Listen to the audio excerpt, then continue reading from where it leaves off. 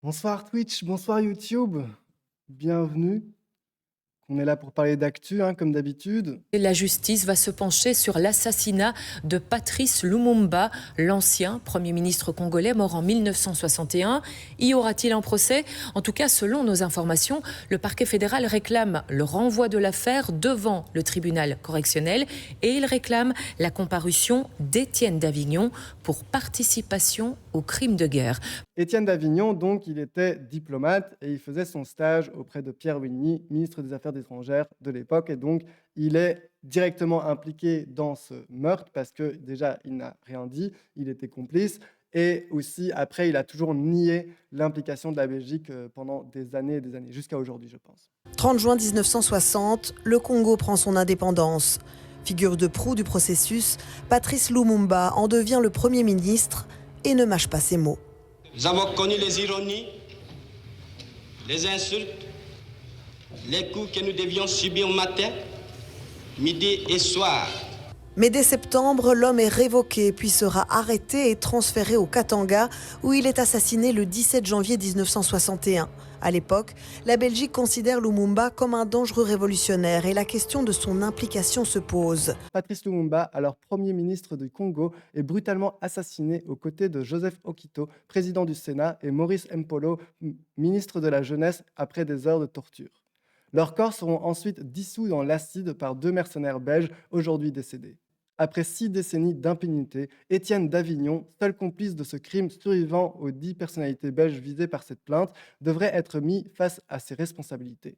En effet, ce lundi 16 juin, le parquet fédéral a demandé le renvoi de l'ancien diplomate et homme d'affaires en correctionnel pour complicité de crimes de guerre. Étienne Davignon était un diplomate stagiaire. Il a toujours nié toute implication des autorités belges dans l'assassinat. Militant pour l'indépendance de la République démocratique du Congo, fondateur du mouvement national congolais MNC et Premier ministre du Congo indépendant en 1960, Patrice Lumumba a été assassiné quelques mois plus tard en présence d'officiels belges. Une commission d'enquête parlementaire belge a conclu en 2001 que certains membres du gouvernement belge et d'autres acteurs belges portaient une responsabilité dans la circonstance ayant mené à sa mort. Aujourd'hui, plus de 60 ans après les faits, la justice belge pourrait enfin ouvrir un procès pour les crimes de guerre. Le parquet fédéral demande le renvoi de l'affaire devant le tribunal correctionnel où Étienne Davignon serait le seul inculpé. Une étape symbolique alors que de nombreuses zones d'ombre demeurent encore. Le collectif Mémoire coloniale et lutte contre les discriminations publie un communiqué pour éclairer les enjeux de cette procédure inédite.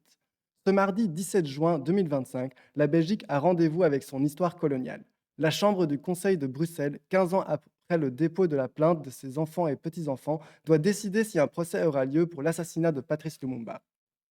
Durant des décennies, l'assassinat de Patrice Lumumba a fait l'objet en Belgique d'une véritable omerta, doublée d'une diabolisation de sa personne. Cette tentative d'élimination physique, politique et mémorielle d'une des plus grandes figures de libération congolaise et africaine aura donc avorté. La conjonction d'efforts et de personnes, y compris de sa famille, pour réhabiliter sa mémoire, rechercher la justice et la vérité est en passe de triompher. Cependant, tout n'est pas encore gagné. En février 2002, la Chambre reconnaissait la responsabilité morale de certains membres du gouvernement belge et d'autres acteurs belges, poussant Louis Michel, alors ministre des Affaires étrangères, à s'excuser pour la Belgique. 20 ans plus tard, en juin 2022, lors de la cérémonie de restitution de la dépouille de Patrice Lumumba, le Premier ministre Alexandre De Croo présentait, après les regrets du roi Philippe, les excuses du gouvernement belge pour la manière dont il a pesé à l'époque sur la décision de mettre fin au jour du Premier ministre. Et là, vous voyez la rhétorique. Donc, le Premier ministre de l'époque belge, donc Alexandre De Croo, qui dit des excuses du gouvernement belge pour la manière dont il a pesé à l'époque sur la décision de mettre fin au jour du Premier ministre congolais. Ce n'est pas un aveu exactement concret de oui, la Belgique était impliquée dans le meurtre de Lumumba. C'est avoir pesé dans la décision. Donc la décision serait encore des Congolais de mettre fin au jour du Premier ministre. Ainsi, près de 65 ans après l'assassinat de Lumumba, l'État belge continue de louvoyer pour assumer pleinement et courageusement toutes ses responsabilités. Les actes symboliques sont inopérants lorsqu'ils ne sont pas suivis de reconnaissance de responsabilité et de réparation. Le procès d'Étienne d'Avignon, qui sera probablement décidé demain, constitue dès lors une opportunité et un impératif d'aller au-delà des formules diplomatiques souvent creuses. Ce procès devrait également contraindre la Belgique à enfin faire face à ses responsabilités dans cet assassinat et à regarder droit dans les yeux son histoire coloniale qu'il fuit en vain depuis des décennies. Bien au-delà d'un procès pour la personne de Lumumba et sa famille, ce procès est celui de la justice, de la liberté et de l'humanité. Le collectif Mémoire coloniale et lutte contre les discriminations appelle dès lors la justice belge à s'élever à la hauteur de l'enjeu historique de cette affaire. Ce procès doit avoir lieu et se tenir dans les plus brefs délais avant que le dernier des accusés ne disparaisse lui aussi. Ces ministres, ce gouvernement, ce diplomate, Étienne d'Avignon, c'est toutes des personnes qui sont issues du PSV-CVP, donc le Parti chrétien-démocrate, donc aujourd'hui les engagés, CDH à l'époque, donc les engagés, ou en Flandre, le CDNV. Je me souviens que quand j'étais gamin, on aimait bien rejeter le crime sur la CIA. Les USA, toujours un bon coupable quand on veut se laver les mains. Après, la CIA est vraiment impliquée dans ce meurtre aussi. Donc oui, c'est pas la CIA les commanditaires du meurtre, ça c'est bien la Belgique en complicité avec les adversaires de Lumumba au Congo, mais c'est la CIA qui a financé l'assassinat de Lumumba. Donc c'est pas exactement pareil, mais donc effectivement la CIA était bien impliquée dedans.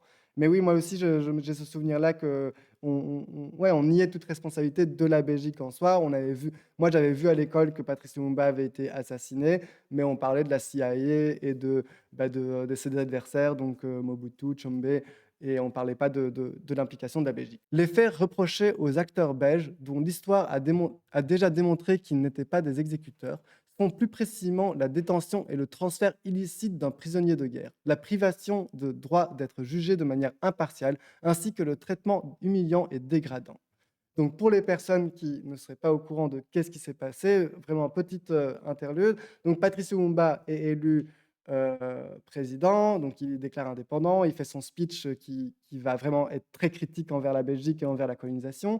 Il y a donc le Katanga, donc la région qui est le plus riche en minerais à l'époque en tout cas, donc en minerais d'or et de cuivre. Le Katanga va faire sécession, soutenu par la Belgique. L'armée belge débarque au Congo, plus spécifiquement au Katanga, avec l'excuse de ils viennent soutenir et sauver les résidents belges là-bas, mais en fait ils occupent du coup le Katanga. Et là il y a Lumumba qui est arrêté par les autorités belges, qui est transférés d'une prison à l'autre. Et en fait, pendant le transfert, ils vont être envoyés dans une région qui est contrôlée par Mobutu, donc par les opposants de Lumumba. Et donc Lumumba sera tué par ses opposants, donc par des opposants congolais. Mais donc tout ça sous l'affaire de la Belgique, parce que c'est la Belgique qui le tenait en prison et qui l'a donc transféré de cellule en cellule et qui l'ont transféré donc dans les mains de ses adversaires. Donc on va ici lire un article qui parle de l'insuffisance du regret des Belges. À chaque fois que l'on a l'impression d'avoir touché le fond en matière de colonisation, on découvre quelque chose qui nous horrifie encore plus. C'est ce que se dit Sami Manga, poète et écrivain camerounais, quand il entend le 20 juin 2022 que la Belgique a décidé de restituer aux autorités congolaises une dent, c'est-à-dire tout ce qu'il reste de Patrice Lumumba, assassiné 60 ans plus tôt. Leurs corps sont découpés puis dissous dans l'acide sulfurique. En 1999, Gérard Soute, l'inspecteur général de la police du Katanga, donc un Belge, qui était chargé de faire disparaître les dépouilles, avoue avoir gardé un trophée. 2 dents et 2 doigts arrachés au cadavre de Lumumba. Mais c'est hyper morbide de faire ça. Déjà, ton travail, c'est de dissoudre des corps assassinés dans l'acide. Bon, chacun son job, hein. Mais en plus, là, tu vas garder un petit souvenir. Urk, ça me dégoûte. Un geste révélateur des atrocités coloniales qui, entre 1885 et 1960, auraient causé la mort de 5 à 8 millions de personnes. Un an après avoir exprimé ses profonds regrets pour les blessures et souffrances infligées par la colonisation belge au Congo, le roi Philippe de Belgique fait sa première visite officielle à Kinshasa au début de juin 2022, prélude à la restitution de la dent de Patrice Lumumba le 20 de ce même mois. Alexandre De Croo, le Premier ministre belge, affirme lors de la cérémonie organisée à cette occasion. Cette responsabilité morale du gouvernement belge, nous l'avons reconnue et je la répète à nouveau en ce jour officiel d'adieu de la Belgique à Patrice Emery Lumumba. Adieu à la Belgique. Le texte de Sami Manga est un manifeste, une réaction à la contrition de Philippe de Belgique. C'est bien la venue en République démocratique du Congo et les regrets de Philippe qui déclenchent ce manifeste. Nous saisissons la nécessité du geste de Sami Manga, buter sur cette performance cérémonielle pour remettre en cause avec véhémence son caractère réparateur.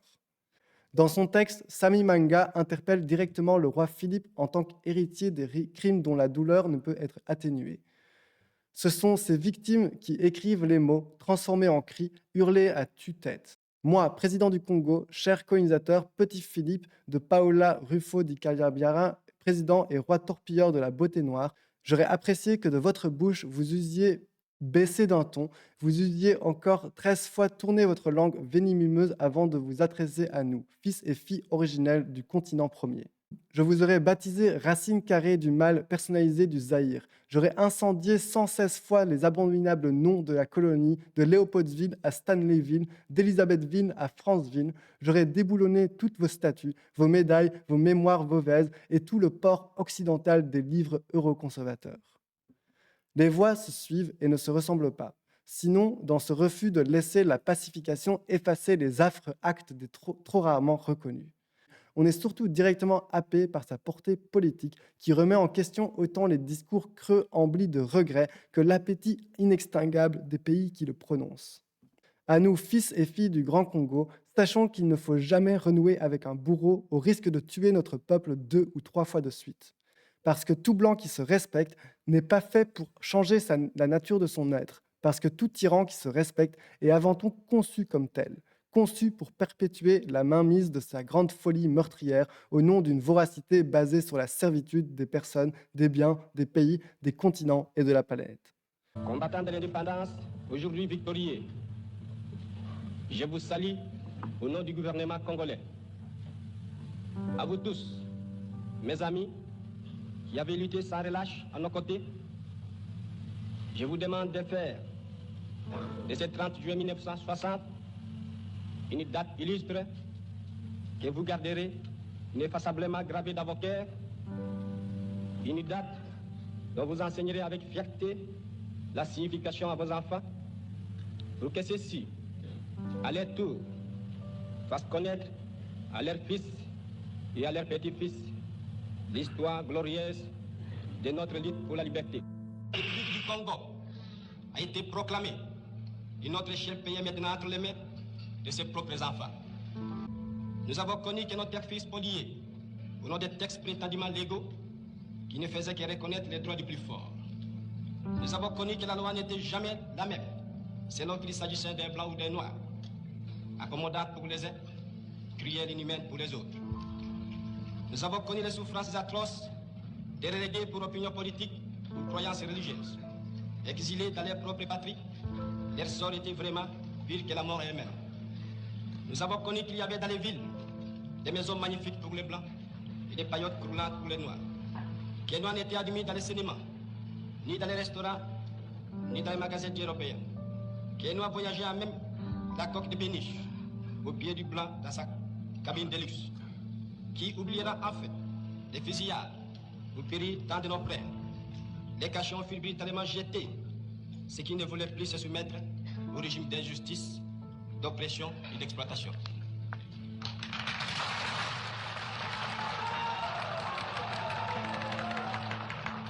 Cette indépendance du Congo, si elle est proclamée aujourd'hui dans l'entente avec la Belgique, pays ami avec qui nous traitons d'égal à égal, ni les Congolais dieu de ce nom ne pourra jamais oublier cependant que c'est par la lutte qu'elle a été conquise.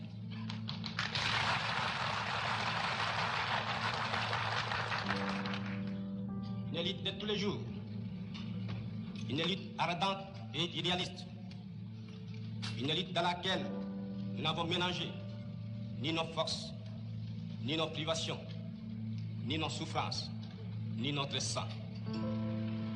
Cette élite qui fit de larmes, des feux et des sangs, nous en sommes fiers jusqu'au plus profond de nous-mêmes, car ce fut une élite noble et juste, une élite indispensable pour mettre fin à l'humiliant esclavage qui nous était imposé par la force.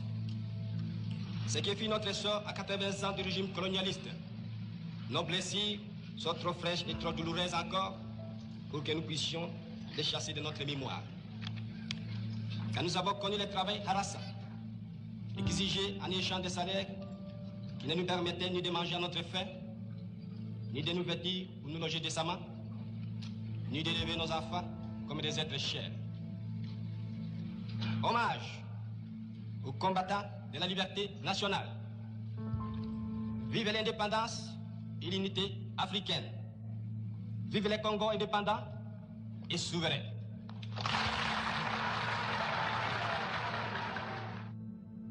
Si vous avez raté un bout, n'hésitez pas à regarder la rediffusion, ça sera sur Twitch et peut-être sur YouTube si j'aurai le temps, parce que je pars en vacances jeudi, donc j'aurai peut-être pas le temps de faire le montage de ce lundi, mais on verra.